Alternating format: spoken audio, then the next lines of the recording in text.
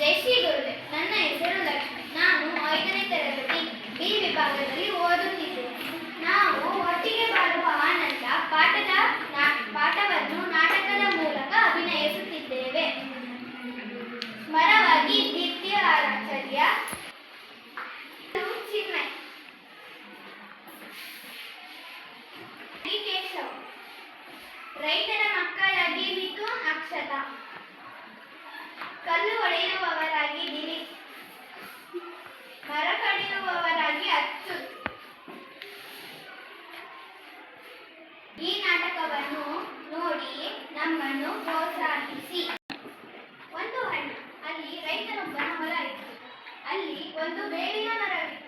ಹೇಗೋ ಏನೋ ಅದರ ಕೆಳಗೆ ಒಂದು ಗುಂಡನೆಯ ಕಲ್ಲು ಬಂದು ನಿಂತುಕೊಂಡಿತು. ಮರದ ಮೇಲೆ ಕುಳಿತುಕೊಳ್ಳುತ್ತಿದ್ದ ಹಕ್ಕಿಗಳ ಹಿಂಸೆ ಬಿದ್ದು ಹೋಗಿತ್ತು.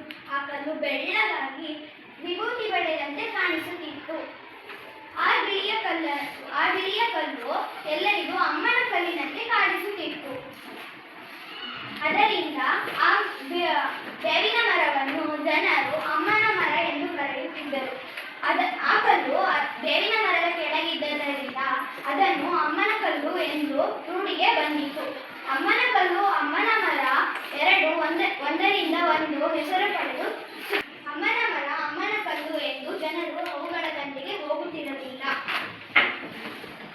ಒಂದು ಸಲ ಒಂದು ಇನ್ನೊಂದರಿಂದ ಸುಖವಾಗಿದೆ ಎಂದು ಎರಡಕ್ಕೂ ಜಂಬ ಬಂದಿತು.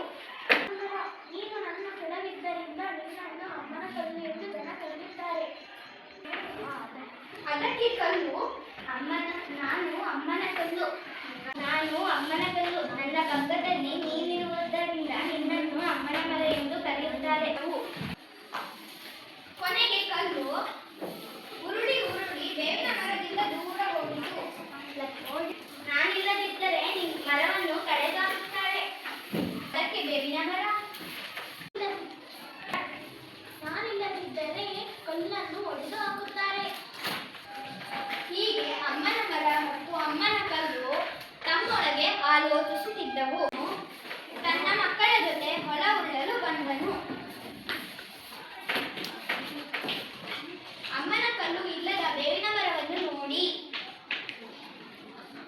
ಇದನ್ನು ಮರ ಕಡಿಯುವವರಿಂದ ಕಡಿಸಿ ನಾಳೆ ನೋಗ ಚಕ್ಕರ ಮಾಡಿಸಬಹುದು. ದೂರ ನಿಂತಿದ್ದ ಕಲ್ಲನ್ನು ನೋಡಿ ರೈತ,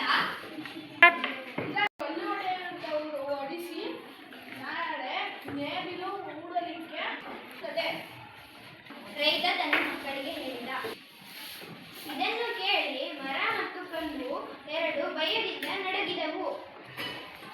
ನಾವಿಬ್ಬರು ಒಬ್ಬರಿಂದ ಒಬ್ಬರು ದೂರ ಇದ್ದರೆ ನಮ್ಮನ್ನು ಜನರು ನಾಶ ಮಾಡುತ್ತಾರೆ ಎಂಬ ತಿಳುವಳಿಕೆ ಮರ ಮತ್ತು ಕಲ್ಲಿಗೆ ಬಂದಿತು. ರೈತ ಮತ್ತು ರೈತನ ಮಕ್ಕಳು ಅತ್ತತ್ತ ಹೋಗುವುದನ್ನೇ ಕಾದು ಕಲ್ಲು, ನಾನು ಬರಲ್ಲ ಬೇಗ ಬಾ ಎಂದು ಹೇಳಿತು. ಒಂದರಿಂದ ಒಂದು ಸುಖವಾಗಿರಲಿ ಎಂದು ಎರಡಕ್ಕೂ ತಿಳಿಯಿತು. ಬೇವಿನ ಮರ ಮತ್ತು ಕಲ್ಲು ಎರಡು ಸ್ನೇಹಿತರಾದವು. ಮಾರನೆಯ ದಿನ ಮರ ಕಡಿಯುವವರು, ಅಯ್ಯೋ ಇದು ಅಮ್ಮನ ಮರ, ಕಡಿಯುವುದು ಬೇಡ ಎಂದು ಹೇಳಿ ಹೊರಟು ಹೋದರು. ಅಯ್ಯೋ ಇದು ಅಮ್ಮನ ಕಲ್ಲು, ಇದನ್ನು ಹೊಡೆಯುವುದು ಬೇಡ ಎಂದು ಹೇಳಿ ಹೊರಟು ಹೋದರು. ಎರಡು ಯಾರ ಭಯವಿಲ್ಲವೇ ಸುಖವಾಗಿದ್ದವು. ಬೇವಿನ ಮರ ಮತ್ತು ಕಲ್ಲು ಕಂಟಕದಿಂದ ಪಾರಾದವು.